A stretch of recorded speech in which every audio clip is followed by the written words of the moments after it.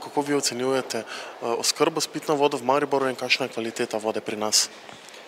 Oskrba v Mariboru poteka brez nekih težav. Mi dnevno načrpamo med 40 in 50 tisoč kubiki pitne vode, na letnem nivoju okrog 14 milijonov kubikov pitne vode.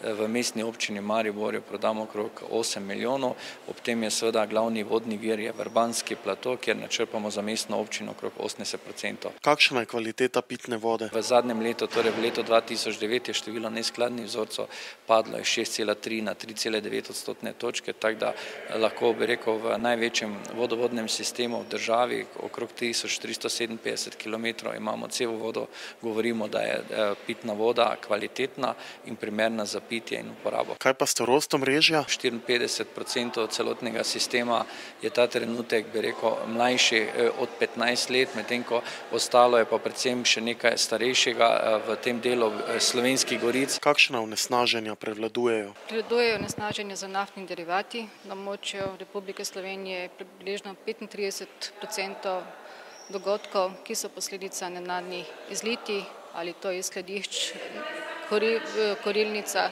ali iz industrijskih obratov. Na območju mestne občine je delež izlitij, ki se nanašajo na onesnaženje z naftnimi derivati, še večji, nekako približno 40%.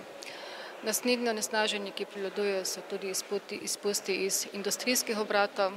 Nezanemarljiva so pa tudi onesnaženja zaradi kmetijstva in raznih iztokov iz kanalizacijskih sistemov. Kaj storiti, če smo priča onesnaženju voda? Vsak takšen nenaden dogodek ali izreden dogodek ali neki čudni dogodek, ki je prisoten na vodni površini, ali gre to za oljni film, ali gre to za spremembo barve ali za razne osedljive ali vodje lebdeče snovi, konec koncev tudi, če je prisoten vonj, je prav, da obvestijo na pristojni regijski center, to se pravi na telefonsko številko 112.